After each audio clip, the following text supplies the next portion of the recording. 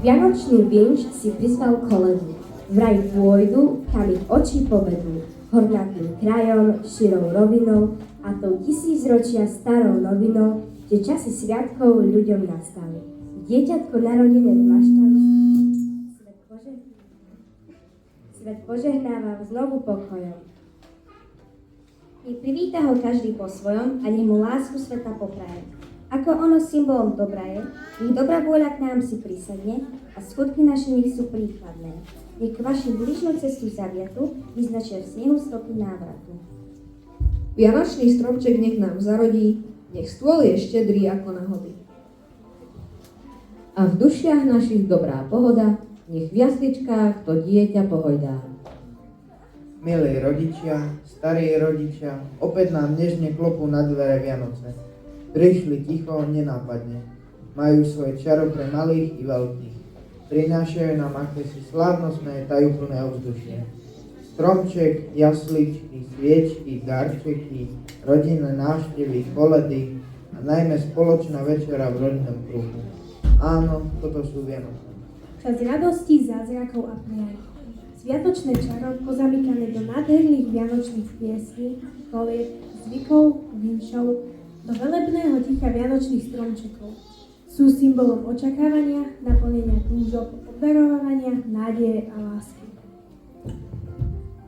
Preto nechajme sa vtiahnuť do tohto tajomného príbehu lásky a zaspomínajme si na časy, kedy každá noc od svätého Ondreja do Vianoc mala svoju moc.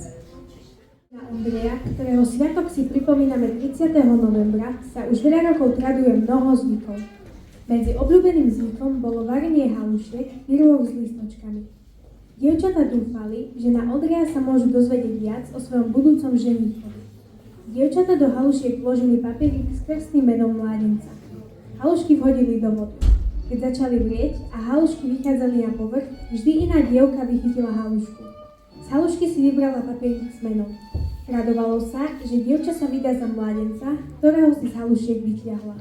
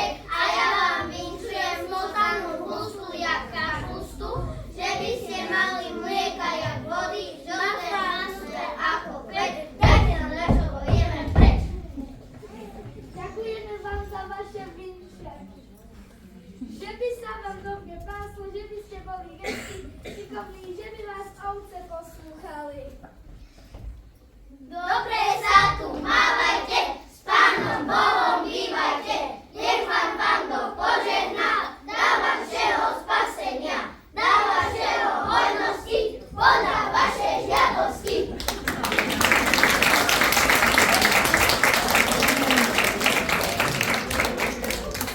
Tak teda my poďme tie naše statky vezmúť.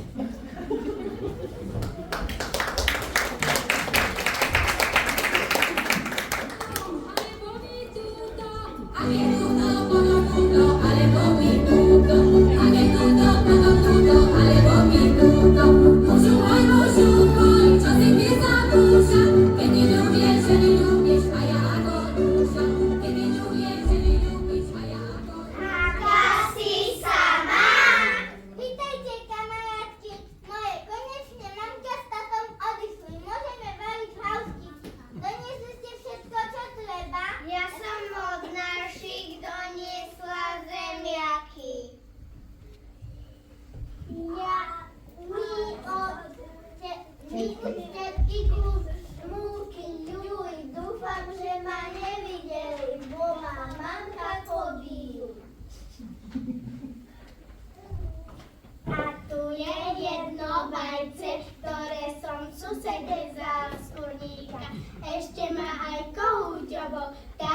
mňa čudne kúkal. Vyko to na tebe, ešte máš pierka na hlave, ako keby si so sliepkami spala. Ale no, dievčatá, poďme variť tie halušky s listočkami, keby sme znali, čo nás to len čaká. Akého chlapa budeme mať? Postaviť vodu na pec. Hanka, kde máme dajaký veľký hrniec?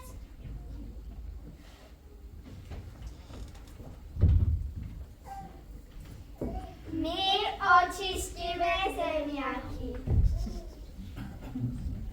My napíšeme listočky, to máme pripravené.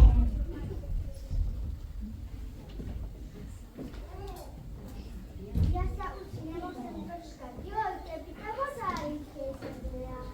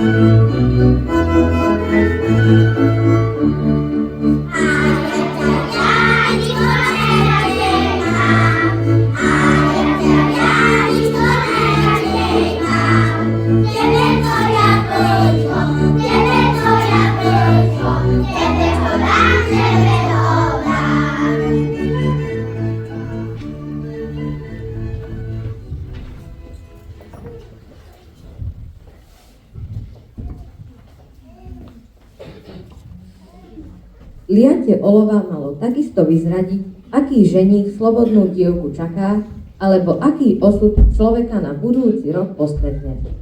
Rozstavené olovo sa lialo do nádoby s vodou, väčšinou cez uško kľúča. Olovo vytvorilo na vode určitý tvar. Ak olovo vytvorilo tvar prstenia, znamenalo to, že sa dievka skoro vydá.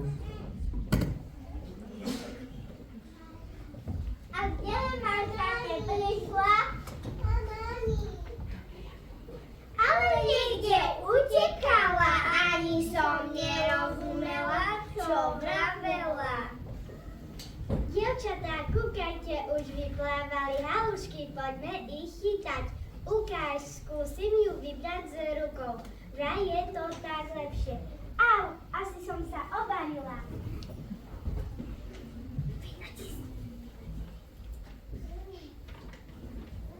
Tu máte radšej veľký gus. Takými guskinami nám žiadny chlapec nebude chcieť.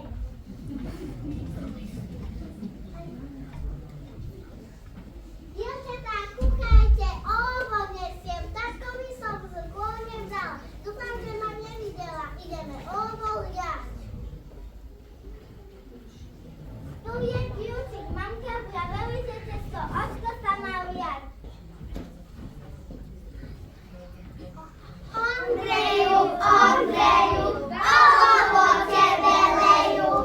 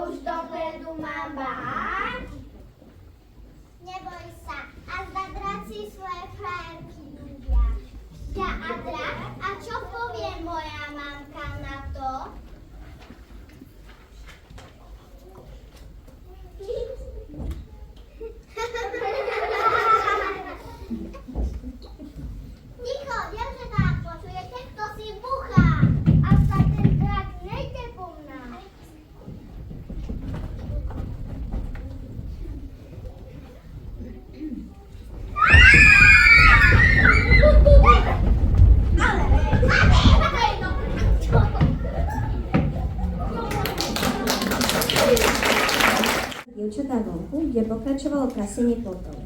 Vtedy vraveli: Kývam plotom, nikto nevie o tom, len sa pábok z neba, že mi muža treba.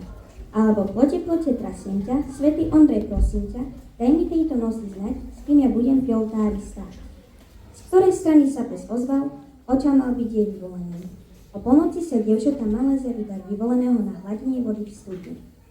Aby boli čary spoľahlivé, mali byť náročné.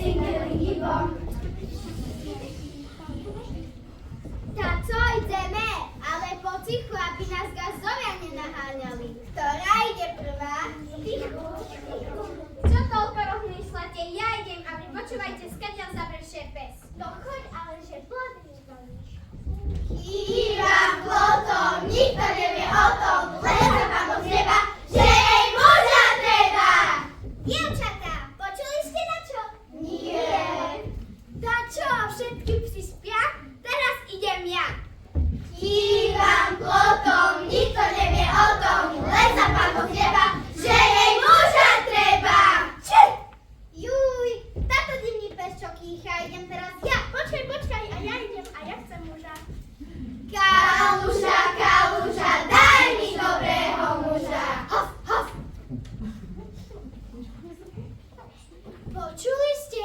To bolo tam, z vyšnej strany. Tam býva ten hrabčan. Bohuž! Toho by ja rada. A ja som do Oliho. Ani náš Matej nie na chodenie. A ja som do Robka. A mne sa zas Dávid páči. A ja zas do Kika. Ale už prestaňte, teraz idem ja. Ondreju, môj milý, daj mi muža v tej chvíli. Aký bude, taký bude, len nech navždy môj bude. No toto, teraz jak mám vedieť, skadiaľ bude môj chlap, keď sa všetky psi rozbrechali? Teraz idem ja. Kaluža, daj mi dobrého muža. Niže lávky, aby nemal nikde stávky, len u mňa. Dám. Počuli ste? Sám Ondrej sa jej ozval, že im čoskoro muža pošle. Juj, ona sa bude vydávať. No to isto. Dievčatá, moja mamka vraveli, že oni do studní volali. Skúsime! Ondreju, žiari, čo mi máš dať? Daj mi muža dobrého, daj mi muža šumného.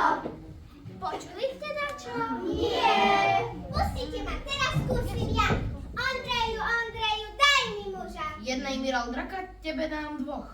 Počuli ste, že by to bol Ondrej? Poďme radšej domov, že by nás nehľadali. Poďme! 70 cukien mala, a opäť sa nepýtala. A ja Tým našim okienečkom býva veľký mráz. A v tej našej studienočke nie to vody zas. Vezmem si ja okienečku, pre tú studienočku. A v tej našej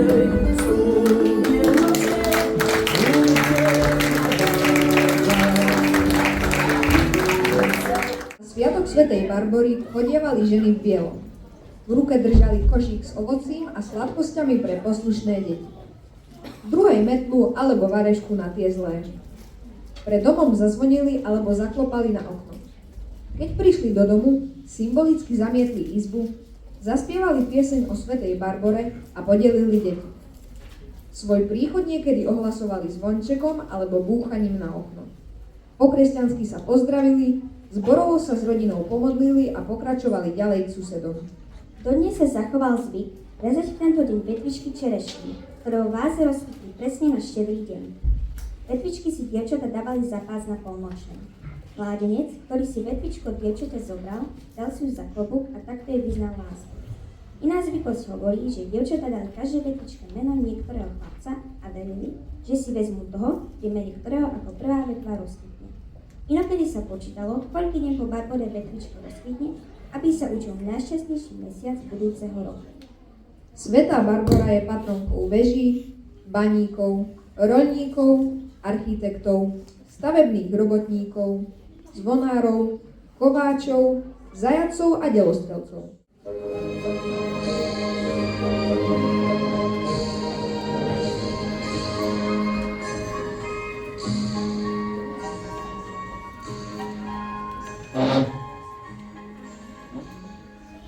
Pánovky sme, z ďalekej krajiny ideme a darčeky vám nesieme. Nesieme, veľmi to krásne, to sa modliť bude, tomu ich dáme. Ak to nebude, tomu riadne naložíme. Pochválen bude Ježiš Kristus, Otče náš, ktorý si na nebesiach, posväť sa meno Tvoje, príď kráľovstvo Tvoje, buď vôľa Tvoja, ako v nebi, tak i na zemi. Chlieb náš každodenný daj nám dnes a odpúsť nám naše viny, ako i my odpúšťame svojim vinníkom, a neuved nás do pokušenia, ale zbav nás zlého. Amen. Nech od vás ide všetká psota, nech ide všetká bieda, von, von, von.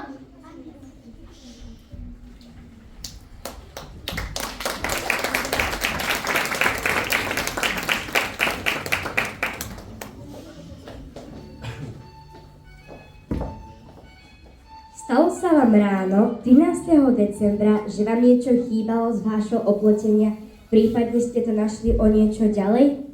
Nič sa nestalo. Je to len súčasť ľudového zvyku na tento sviatok svätej Lucie. S menom a sviatkom svätej Lucie sú spojené mnohé ľudové zvyky.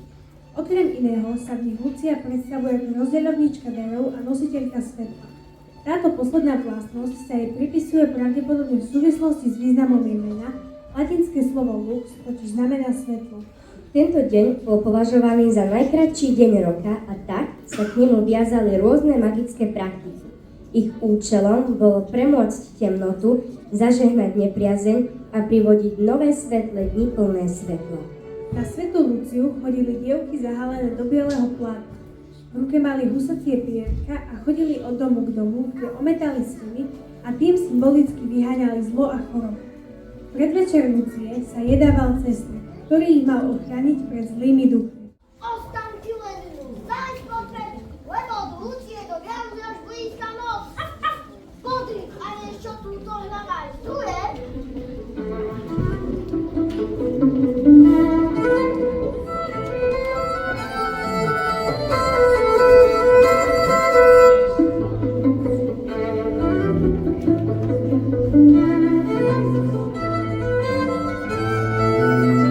Ľudky, ľudové, kam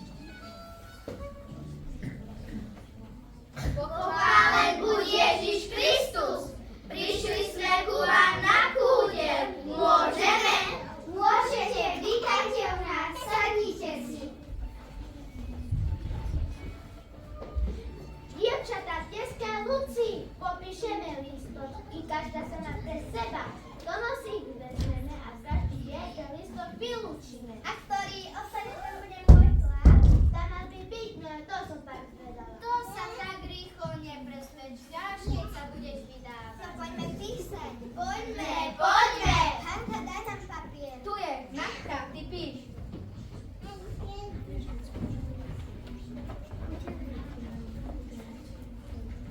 Nechoď viac šľuhaj po tým susedkám starým. Ja na hráčika veru ti počarím. Porodila som ti na dva ostré nože. Už nebešľuhaj po žiadom. Ešte sa im netreba starať, čo treba navariť, že by chlapovi deťom chutilo. Ani chlapovi nohavice či košeľu vytrať. Máte pravdu, teraz máme inakšie starosti. Teraz rozmýšľame, ako sa späť tej slobody. Až potom vám uveríme, keď už budeme musieť chlapovi nohavice, košelu prať, variť, pratať, deti kromiť. A poslúchať, čo nám už rozkáže. Čo si ich tak doberáte, však len raz sú mladé. Tak ich teraz bezstarostne žijú. To sa ich nevráti. Doberáme, či sme boli inakšie, keď sme boli také mladé, jak oni. Možno, že ste boli ešte horšie. Tá veru, pamätáš, že zdrasté ploty u susedov, jak nás jeden naháňali. Však ja sa tam na plot uvadila a košielku potrhala. Musela som ju zobliesť a pod pazuchu skryť. A potom sme či u nás zožívali, hoci sa bála ísť domov. Joj, keby sme tak všetko pospomínali, zase budete dievčatá po zemi gúľať od smiechu.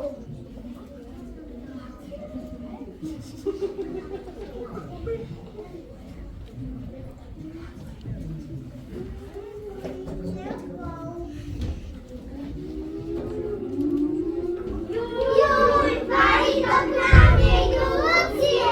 Chytro, zjedme cesta, ten nám Mazda pomôže.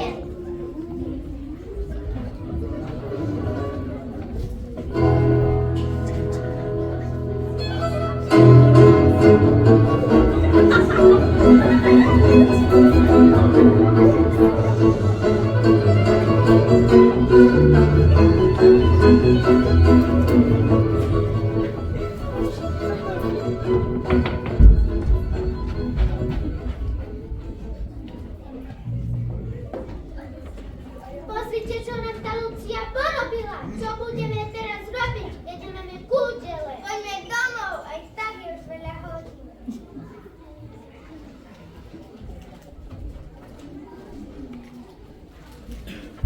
Dávať budete s Bohom! S Bohom! S Bohom! Silným vyvrcholením Vianoc je štedrý deň. Pre mnoho rodín však nesymbolizuje len darčeky pod stromčekom. Práve naopak, je to oslava narodenia Krista. Keďže v kresťanstve sa úcta vzdáva obetovaním sa a pokorou, držia kresťanské rodiny na Slovensku celý deň pôst, aby si uctili večerný príchod malého Ježiška na svet. Celodenný pôst a slávnostná večera ako vyvrcholenie dňa rovnako symbolizuje jednotu rodiny, ktorá sa má pri jednom stole stretávať celý nasledujúci rok. Vplyvom kresťanstva je dodnes rozšírené jedenie vianočnej oblátky s medom, čo má zabezpečiť každému zdravie. S medom súvisí aj zvyk, že matka spravila dievčencom medový kríž na čelo, aby si ich každý oblúbil. Prvým chodom na prestrednom stole je niektorá z polievok, ktoré sa na Slovensku tradujú, či už z obilnín, húb, kapusty, strukovín, alebo v súčasnosti je rozšírená rybacia polievka. Ako hlavné jedlo sa stále podáva prevažne ryba, ktorá je považovaná za pôstne jedlo. Na Vianoce sa tiež pečú rôzne koláče a zákusky, avšak tradičné štedráky, koláče z 5 vrstiev kysnutého cesta, natretých striedavo orechovou, makovou, tvarohovou a lekvárovou vrstvou, nájdeme už len ojedinele. Jedlom obložený štedrovečerný stôl nesmel v minulosti chýbať v žiadnej rodine, a to aj v ťažkých časoch neúrody a nedostatku jedla. Vzácnosť tohto okamihu preto rodiny zdôrazňovali už spomenutým celodenným pôstom.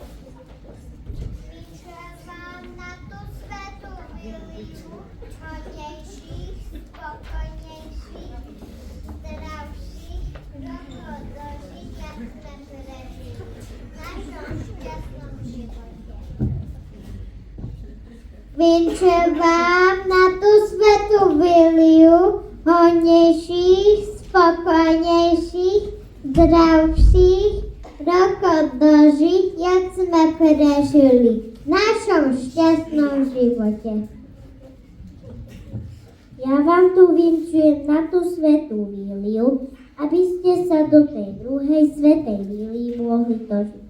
S veľkou radosťou, s božskou milosťou, hojnejších a lepších rokov, jak ste sa dožili a prežili.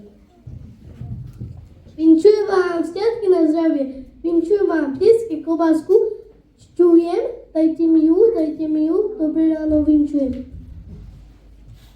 Ja maličký vincovníček, Kriste Panna milovníček, čo mi dáte, to vezmem si, Kriste Panna objímem.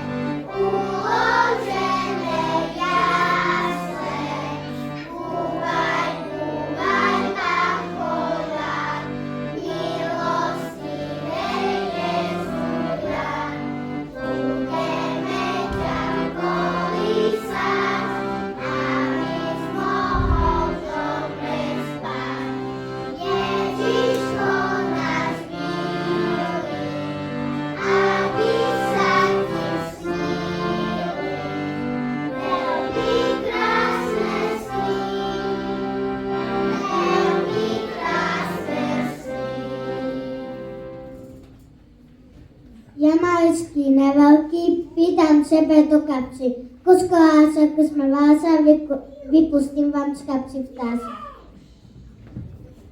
A ja malý žiačik, spievam ako vtáčik. Peniažtek mi dajte, s Bohom ostávajte. Ak mi dáte, tak mi dajte, tu ma dlho nenechajte. Moje nôžky ako klaty, nemôžem tu dlho stáť. Dobrý deň, Míše.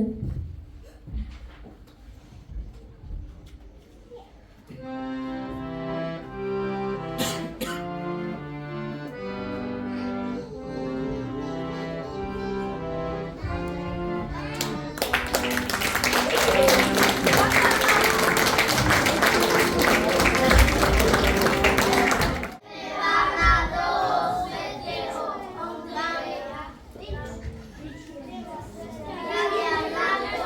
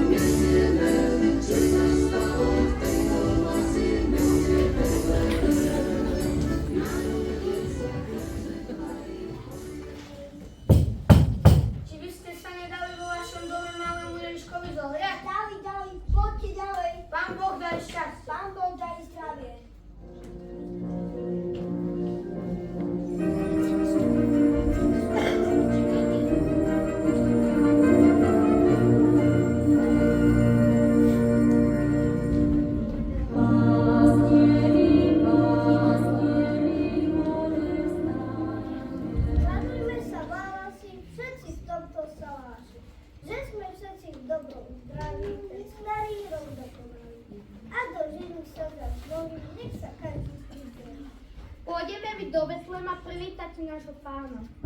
Bratkovia, rýchlo sa pozberajme, Ježiška navštíviť nemeškajme. K nemu sa dostavme, pekne ho vítajme, čokoľvek môžeme a čo máme, najlepšie dary mu odovzdáme. Ja Fedorík, bystrý pakolík, dariem ti také jablčko, ako moje srdiečko. Zober si a Ja ti oferujem rozmarín za košíčok, ručok medu a tady klobásu, točenú trikrát, pášu, zober si a ja ti oferujem takého karadáčku, nezíš od večera do rána, nezíš si a nic. Povedzte nám, pastierovia, čo ste videli, keď ste sa tak o polnoci všetci rozbehli. Videli dieťatko, krásne bakoliatko, narodené v Betleme. V jasličkách na slame leží Jezuliatko, Pán neba, zeme, maličké dieťatko. Keď stromček rozžiari štedrý deň moju tvár, ďakujem Ježiško za pekný dar. Jak si krásne Jezuliatko, uprostred biedy ubožiatko, pred tebou padáme, dary ti skladáme. Ja ti nesiem dve kozičky, aby ti dohľadali nožičky.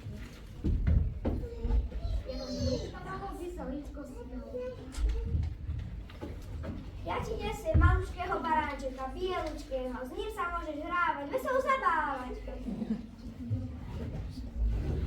A my biedi, čo ti dáme, keď my sami nič nemáme. My ti zaspievame, piesne zavonieme.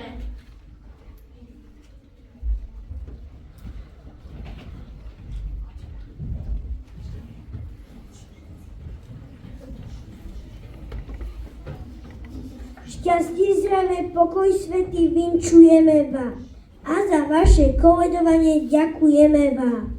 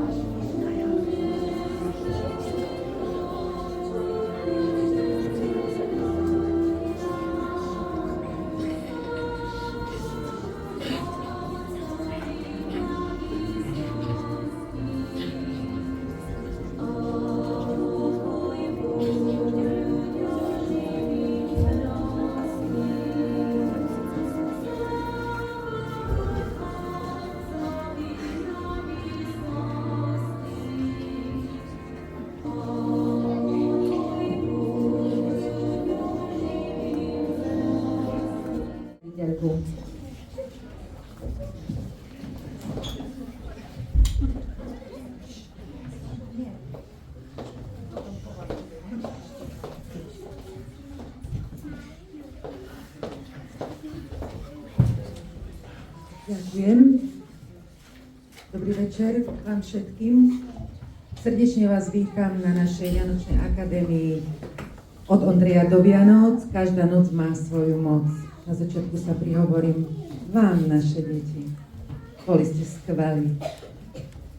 Ste talentovaní herci, speváci, tanečníci, hudobníci, recitátori, moderátori.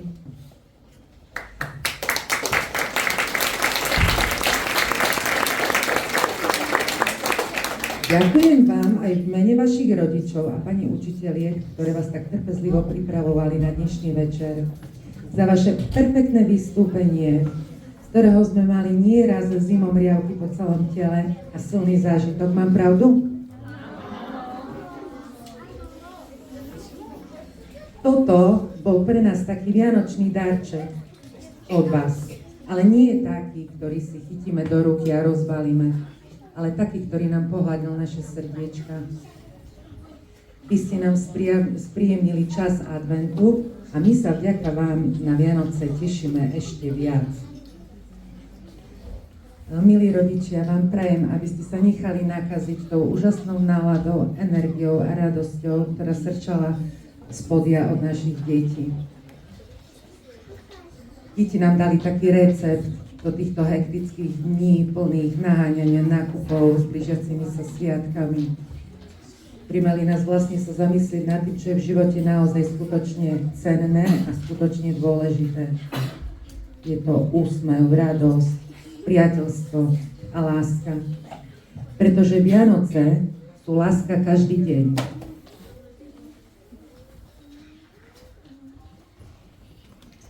Pokoj každý deň, charita každý deň, spravodlivosť každý deň, pochopenie každý deň, rešpekt každý deň, sebaláska každý deň, pozitívne činy každý deň, láska k životu po celý deň.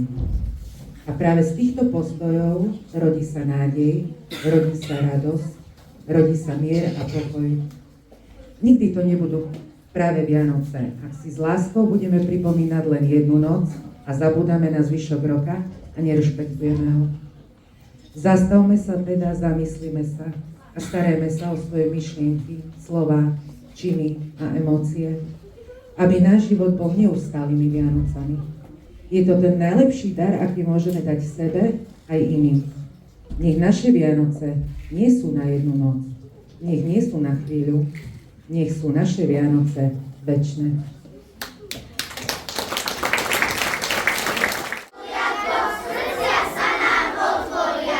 Nech aj u vás sa rozbúši každé srdce blažené. Rozleje sa